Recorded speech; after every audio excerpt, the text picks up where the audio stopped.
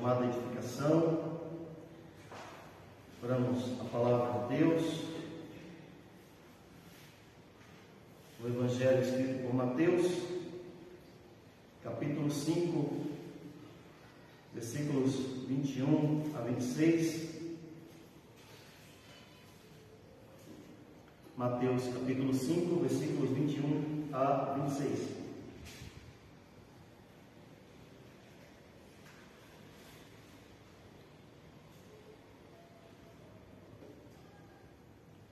Todos encontraram o texto? Assim diz a palavra do Senhor. Ouvistes que foi dito aos antigos: não matarás, e quem matar estará sujeito a julgamento. Eu, porém, vos digo que todo aquele que sem motivo se irá contra seu irmão estará sujeito a julgamento. E quem proferir um insulto a seu irmão estará sujeito a julgamento do tribunal. E quem lhe chamar tolo estará sujeito ao inferno de fogo.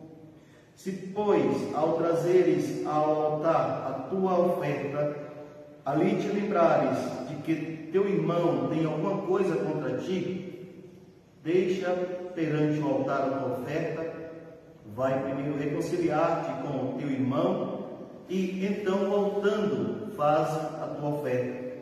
Entra em acordo sem demora com teu adversário, enquanto estás com ele a caminho, para que o adversário não te entregue ao juiz, o juiz ao oficial de justiça, e sejas recolhido à prisão. Em verdade te digo que não sairás dali enquanto não pagares o último centavo.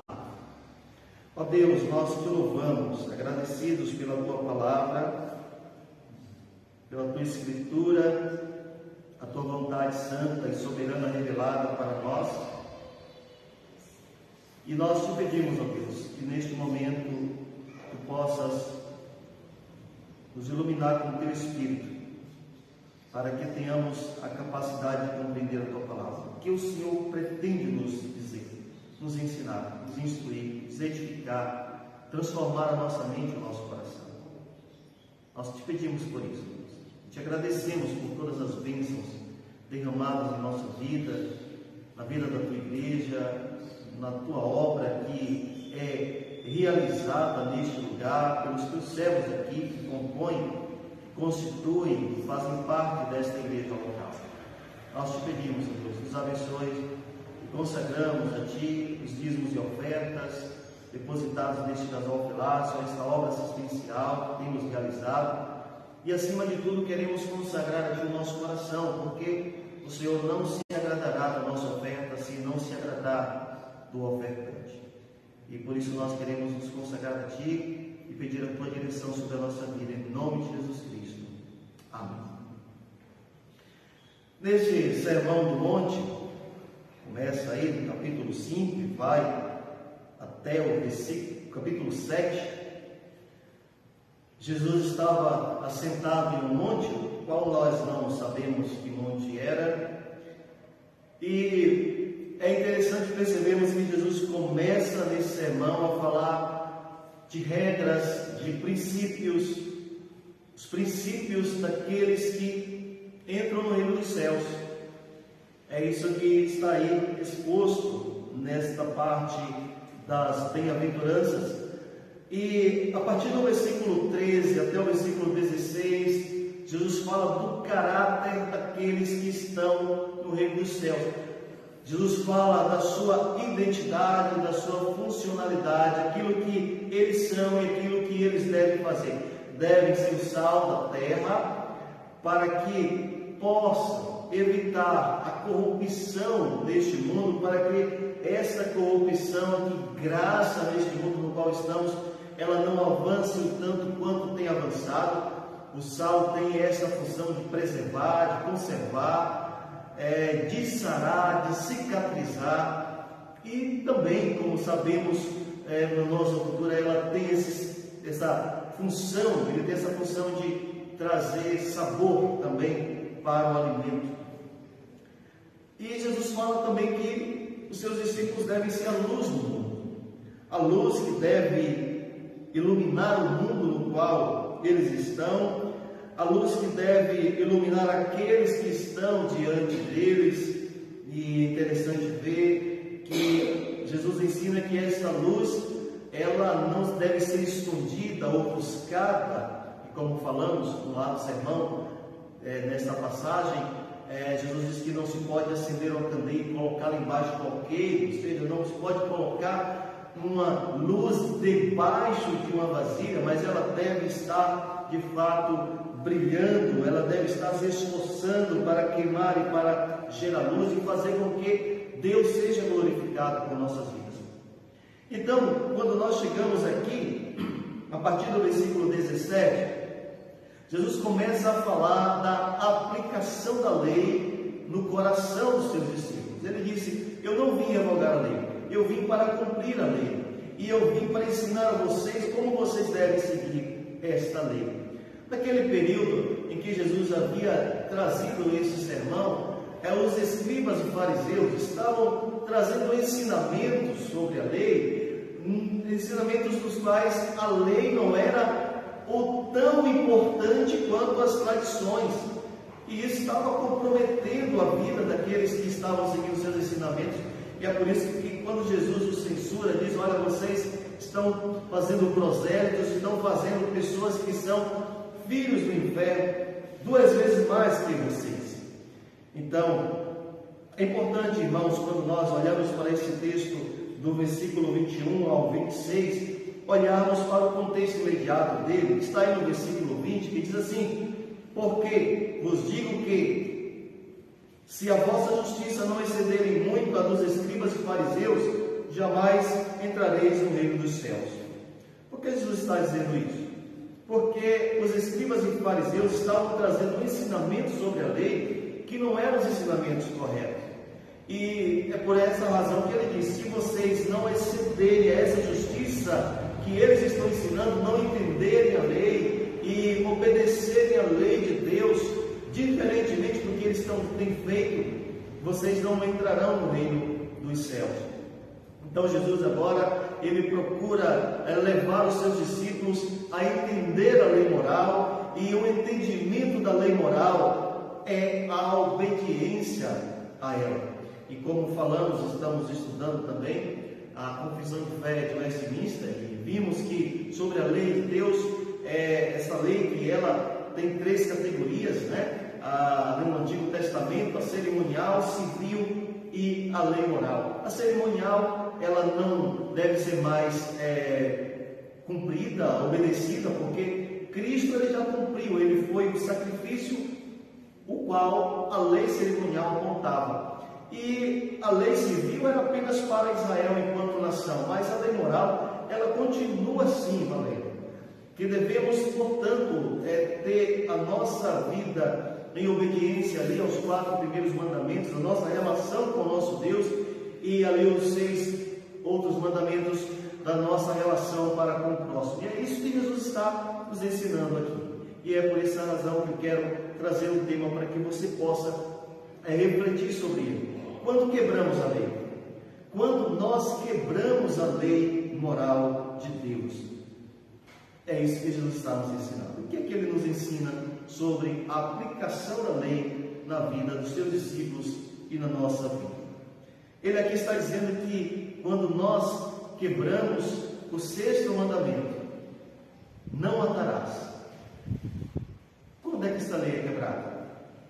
Quando é que nós matamos, assassinamos o nosso irmão? A palavra aqui é de fato essa: assassinar. Em primeiro lugar, o que Jesus nos ensina? Que a lei, ela é quebrada em nosso coração. Ela começa a ser quebrada em nosso coração. Leia mais uma vez os versículos 21 e 22 comigo. Ouvistes que foi dito aos antigos: não matarás, e quem matar estará sujeito a julgamento. Eu, porém, vos digo que todo aquele que, sem motivo, se irá contra seu irmão, estará sujeito a julgamento, e quem proferir um insulto a seu irmão estará sujeito a julgamento do tribunal, e quem lhe chamar tolo estará sujeito ao fogo de inferno. Jesus já havia ensinado para os seus discípulos, como falamos anteriormente, que ele não veio revogar a lei, mas ele veio cumprir a lei, e ele agora começa a ensinar aos seus discípulos como eles devem também cumprir essa lei moral, obedecendo essa lei moral. Agora ele procura aplicar a lei no coração dos seus discípulos, e esta aplicação da lei é o entendimento correto sobre o que ela nos afirma. Matar o nosso irmão. O que significa isso? Quando nós matamos o nosso irmão, assassinamos o nosso irmão, quebramos este mandamento que diz não matarás, muito mais daquilo que nós imaginamos. Porque Jesus está dizendo, olha, matar o seu irmão, quebrar o sexto mandamento, isto não acontece quando você vai às vias de fato.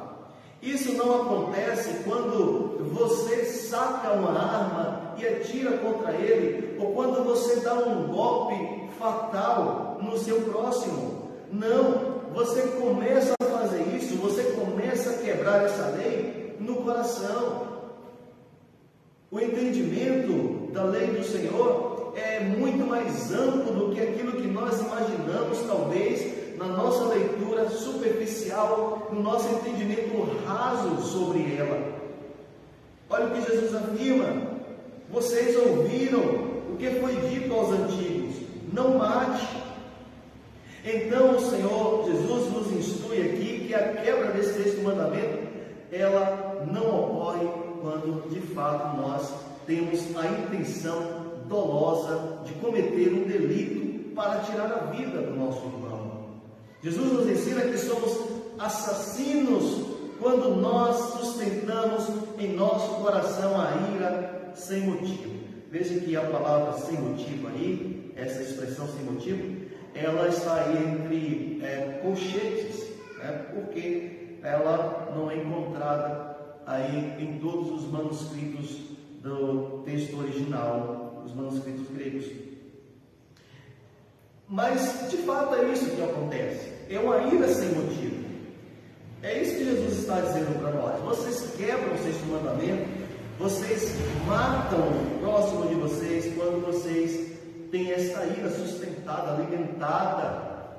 Esta ira que é fomentada no coração de vocês. Quando vocês esboçam essa ira, não somente levantando a mão, levantando qualquer material, qualquer instrumento contra o outro, mas quando vocês esboçam isso com o sentimento de raiva, de ódio, um sentimento de amargura, quando vocês expressam isso pelas palavras de vocês. A palavra matar aqui é de fato assassinar. A palavra foneus. E quando ele diz quando vocês se iram, ele fala de uma ira sem motivo. E a palavra irar, a palavra orgizo, significa provocar, significa incitar ira, significa estar zangado, estar enfurecido. É este o entendimento, é este o significado da palavra ira, quando nós olhamos no manuscrito original. E aí veja que Jesus, no versículo de número 22, diz: eu, porém, vos digo que todo aquele que sem motivo se irá contra seu irmão, estará sujeito a julgamento. Quando você se ira contra o seu irmão, você está passível de ser julgado. E quando você profere, você tira de sua boca uma palavra que insulta, que provoca, que é hostil, que machuca,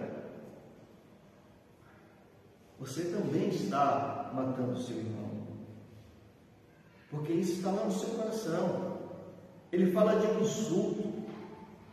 E ele diz, olha, quem faz isso está sujeito a julgamento de tribunal. E quando se diz tolo, né, tem versões, se não me engano, a corrigida diz louco, né? Mas Isso não é quando você diz que alguém é louco, é doido, é um tolo, é um ator errado, é um idiota. Não, não é apenas quando você diz com essas palavras. Então a palavra tolo, a palavra de uma expressão aramaica, raká, aponta para o indivíduo que é digno de desprezo. É esse o significado aqui da palavra tolo no texto original. Então, quando você acha que alguém é digno de não ser tratado por você com respeito, é alguém que deve ser desprezado, é tratar alguém como uma pessoa desprezível, como alguém a quem você não deve dar nenhuma importância. É justamente isso que Jesus está ensinando. Ele fala de alguém, de alguém, de uma pessoa sem condição intelectual. Naquele tempo em que Jesus havia trazido esse sermão, alguém dizer que era ateu, isso era um pecado muito sério, muito grave. Mas hoje, isso na nossa cultura, no nosso período pós-moderno, ser ateu parece ter uma condição, um status elevado de intelectualidade. E naquele período, isso era um pecado muito sério. De fato, ainda hoje é um pecado muito sério. Então, Jesus está dizendo, olha, quando você diz que alguém é uma pessoa a quem você não deve ter nenhum interesse por ela, você está matando. Nós não temos o direito de tirar a vida do outro sem um motivo que seja para defender a nossa própria vida com a nossa família. É isso que está registrado lá no Antigo Testamento. Porque ninguém tem o direito de tirar a vida do outro que é criado por Deus à sua imagem e semelhança. Mas Deus está nos dizendo na sua palavra, mas vocês não fazem isso apenas quando levam o outro à morte física, mas quando vocês assassinam o outro no emocional dele, no seu mundo psicológico, assassinam o outro espiritualmente, com as palavras, com o enfurecimento, com a hostilidade que vocês têm. E eu pergunto, a que estamos sujeitos quando estamos nessa situação, cometendo esse pecado de quebrar o sexto mandamento? A palavra de Deus nos diz que somos passíveis de julgamento quando alimentamos a ira contra o nosso irmão, sujeito a julgamento. O Strong, ele nos diz que isso significa alguém que está sujeito a este ou aquele tribunal, ou seja, a punição a ser imposta por aquele tribunal que está ali montado. Então, quando a palavra diz, vocês estão sujeitos a julgamento, a palavra grega nox significa digno de punição, digno de penalidade. É justamente isso que Jesus está dizendo para nós, quando nós quebramos esse mandamento. Então, eu quero mais uma vez observar com você aí a palavra que está lá no final do versículo 22.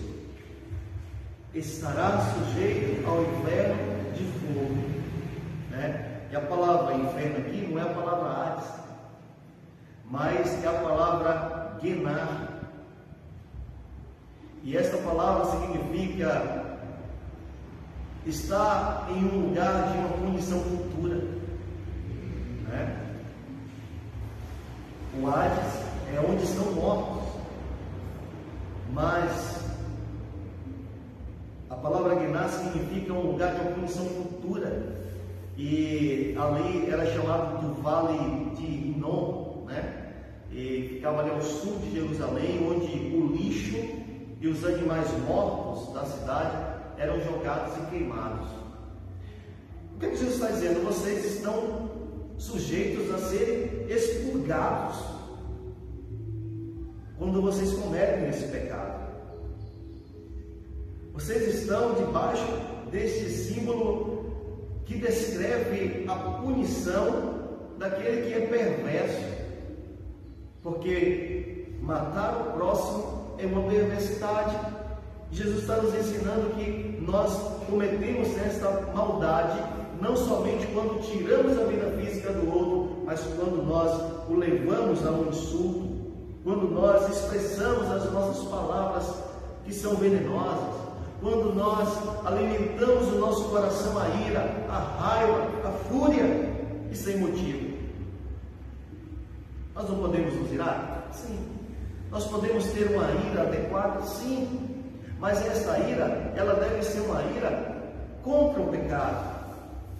Essa ira deve ser uma ira contra as nossas próprias atitudes pecaminosas, mas não uma ira contra o outro, e uma ira ainda sem motivo algum. Isso não deve ser uma condição daquele que está no reino dos céus. Quantas vezes, meus irmãos, nós não vemos crentes tão amargurados, tão infelizes na vida, em gritarias, sem controle emocional, sem nenhum controle psicológico, pessoas sem equilíbrio em sua casa, sem equilíbrio em sua família, sem equilíbrio em seu trabalho, sem equilíbrio com os seus amigos, na sua escola, na sua faculdade. Qual é a razão disso? É falta de vida espiritual. Os homens cometem crimes, os homens roubam, furtam, e o nosso Código de Processo Penal, se não me engano, o artigo 177 vai dizer do crime de bagatela. É aquele furto que a pessoa faz, mas de um objeto que não é um objeto valorizado. A pessoa não é passível de uma cadeia, de uma prisão, porque o objeto não é objeto valoroso. Mas a gente vai observar que na Escritura não é visto dessa forma. E há algumas percepções de que o indivíduo ele comete o crime por uma questão talvez psicológica, influência, por uma questão hereditária, de genes. Então parece tudo isso artifícios, recursos para poder justificar, santificar, para poder isentar aquele que cometeu o delito e sofreu a punição. Mas a Escritura não vê dessa maneira. A Escritura vê tudo isso como um pecado que excede e mostra para nós, a palavra de Deus, que as pessoas cometem crime não apenas pela situação social que ela está vivendo. Ela comete isso porque ela está pecando. Porque ela está pecando. E isso decorre da sua vida espiritual. Pessoas sem vida com Cristo. E quando eu falei de que muitas vezes nós vemos crentes, mesmo que não cometam esses delitos, esses pecados, mas tem uma vida de raiva, que explode com muita facilidade. Isso demonstra falta de vida espiritual. É o que o texto da palavra de Deus aqui está nos ensinando. Então matamos o nosso irmão quando nós cometemos contra ele uma ira, uma raiva, uma amargura, uma mágoa, que não tem sentido algum você sustentar isso no seu coração. Mas Jesus ainda nos ensina, em segundo lugar, que esta lei, esta quebra do sexto mandamento, nós quebramos quando nós tratamos o nosso irmão de uma maneira incorreta. Leia comigo os versículos 23 a 26. Se pois, ao trazeres ao teu altar a tua oferta, ali te lembrares de que teu irmão tem alguma coisa contra ti, deixa perante o altar a tua oferta, vai primeiro reconciliar-te com o teu irmão, e então, voltando, faz a tua oferta. Entra em acordo sem demora com o teu adversário, enquanto estás com ele a caminho, para que o adversário não te entregue ao juiz, o juiz ao oficial de justiça, e sejas recolhido à prisão. Em verdade te digo que não sairás dali enquanto não pagares o último centavo. Veio o quanto Jesus ele aprofunda esse ensinamento sobre a quebra do sexto mandamento, como ele traz esta aplicação desse ensinamento da lei para o nosso coração. Jesus está dizendo: olha, meus discípulos, meus servos, minha igreja, é muito sério a quebra deste mandamento. É sério porque você não somente comete um pecado contra o seu irmão, mas é mais sério ainda porque você comete um pecado contra o seu Deus, porque isso afeta a sua vida espiritual, e isso afeta a sua vida devocional, e isso afeta a sua adoração ao seu Deus, isso afeta o culto ao seu Deus. Você não purifica o culto que você presta a Deus, você torna esse culto inaceitável a Deus. E quando nós falamos sobre este fato do culto a Deus, a gente olha ali para o texto de Malaquias, capítulo 1, versículo 15, no qual Deus diz para o seu povo naquele tempo, que estava vivendo pecando, que estava vivendo sem qualquer respeito à lei de Deus, sem qualquer respeito a Deus, estava levando para Deus. Eles pegavam os bezerros, porque deveria ser um bezerro cevado, perfeito, para ser entregue a Deus ao sacrifício.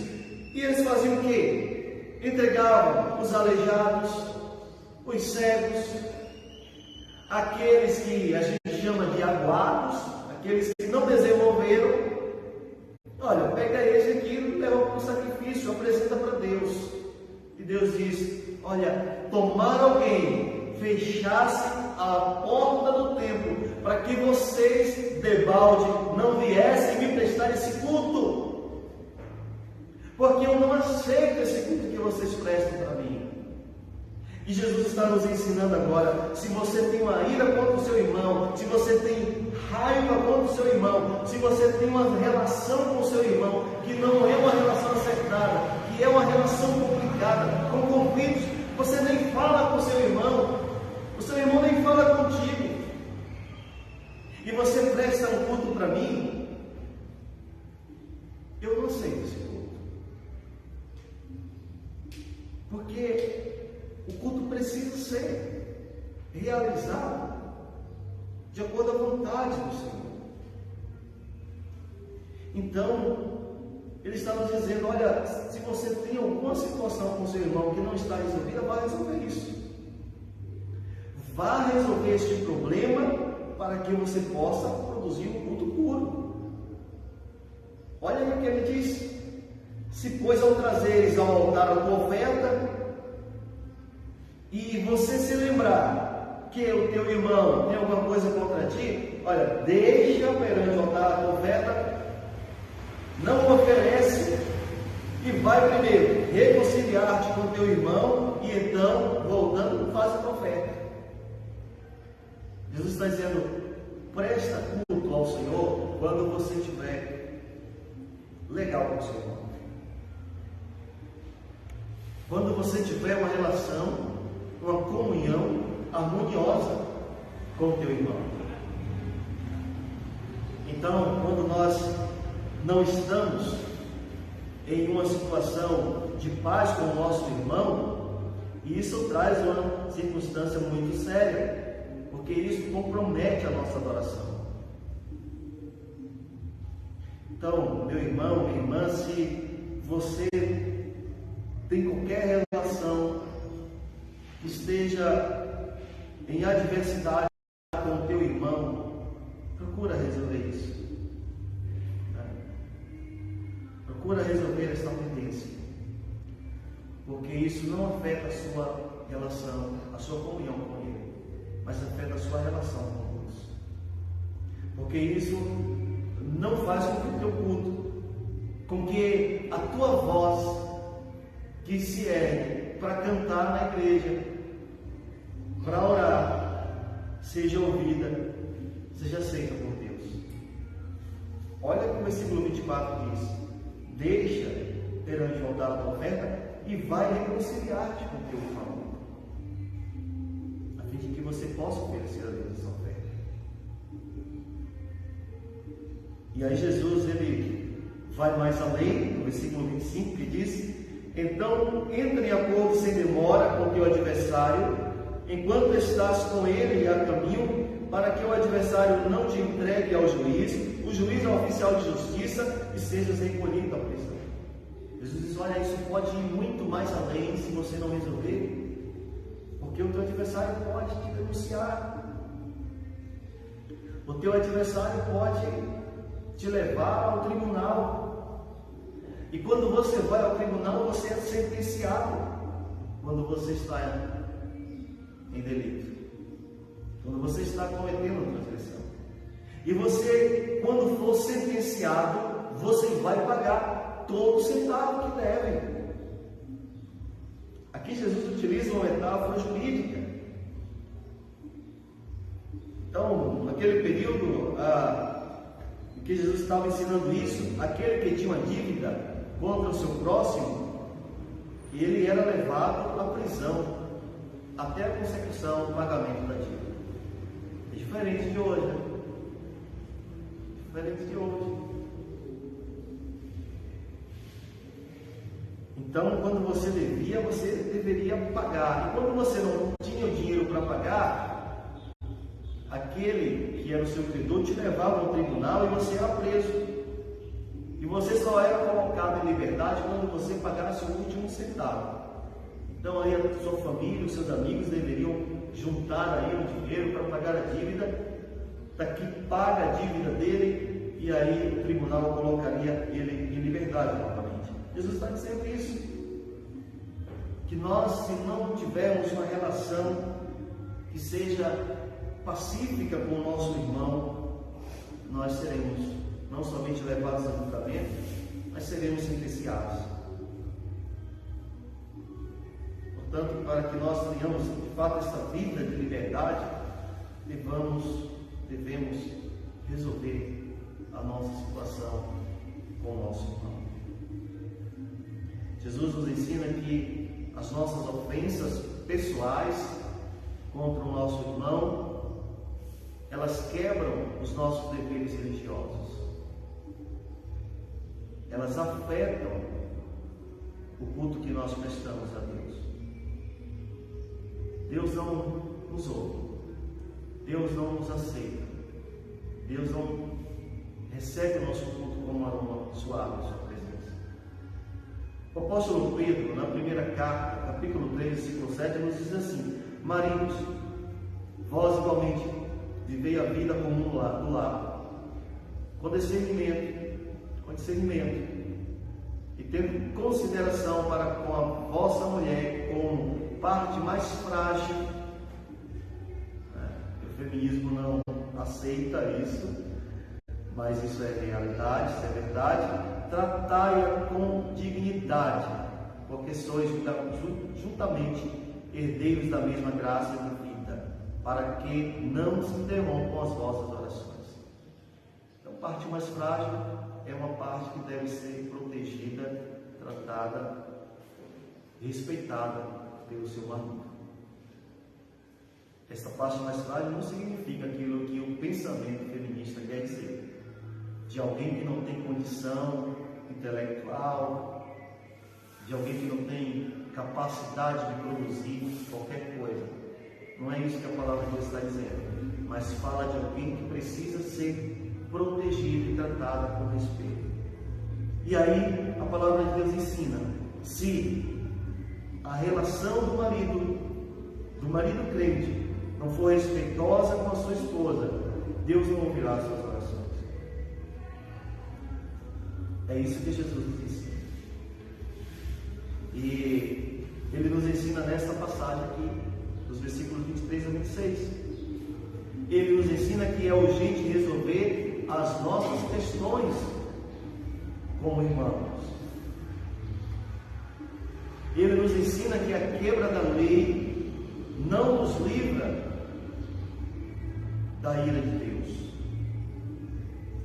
Quando nós somos hostis, cheios de revolta, cheios de raiva, cheios de sentimentos que não são os melhores sentimentos para com o nosso irmão, Deus abjeta tudo aquilo que nós oferecemos a Ele como sacrifício de louvor.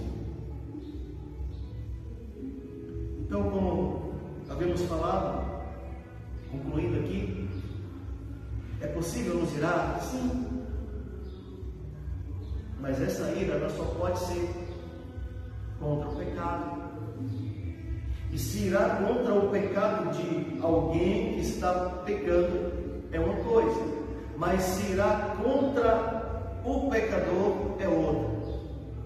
Porque nós não temos o direito de nos irar contra o outro enquanto pessoa, porque somente Deus é o vingador. Não devemos nos irar contra o nosso próximo. Não temos o direito de atentar contra o nosso próximo. E o Senhor Jesus nos ensina que cometemos o assassinato, cometemos a quebra dos 6 mandamentos quando nos iramos sem motivo justo, ou quando alimentamos em nosso coração todos esses sentimentos que eu acabei de falar. Quando nós expressamos palavras que nascem das nossas atitudes orgulhosas, que desprezam, que oprimem, que machucam, que matam no coração do nosso irmão, matam na mentalidade, nas emoções do nosso irmão. E quando nós não resolvemos essas dificuldades com Ele, o nosso Deus rejeita a nossa adoração. Então, concluindo esse sermão, eu quero trazer alguns questionamentos para que você possa refletir, para que essa mensagem seja aplicada no seu coração. Que tipo de sentimento você tem alimentado no seu coração? Será que você tem algum sentimento de ódio, de raiva, de amargura contra o seu irmão? Será que você não tem sido um crente sem equilíbrio emocional? Alguém que se encontra numa situação muito difícil em que você se estoura com tudo, se estoura muito rápido, se explode muito fácil. Também será que você tem quebrado o 6º mandamento? Quando você tem esses sentimentos ruins contra o seu irmão, você possa refletir sobre esses questionamentos, sobre o que a palavra de Deus acaba de nos dizer, que quebramos o 6º mandamento não somente quando arremetemos algo contra Ele para lhe tirar a vida, quando damos um golpe que seja fatal para tirar a sua vida, mas quando nós alimentamos o nosso coração, os desejos, as vontades, os sentimentos que são danosos. E que isso é muito sério, isso é muito grave, porque não somente afeta a nossa relação com o nosso irmão, mas afeta a nossa relação com Deus, porque nós tornamos assim a nossa adoração impura diante do Senhor. Deus nos abençoe. Oremos nesse instante. Ó Deus, Pai amado, Pai bendito, nós queremos rogar a Tua graça mais uma vez sobre a nossa vida. Te agradecer, ó Deus, pela Tua palavra, esta palavra que é inerrante, infalível, a verdade absoluta, a Tua vontade que é revelada especialmente para nós. Nós te pedimos, ó Deus, aplique esta palavra no nosso coração, transforma a nossa vida em Tua presença, dá-nos, pois, a Tua graça. Em nome de Cristo Jesus, nós oramos agradecidos por isso. Em nome do Teu Filho amado. Amém. Amém. Deus nos abençoe.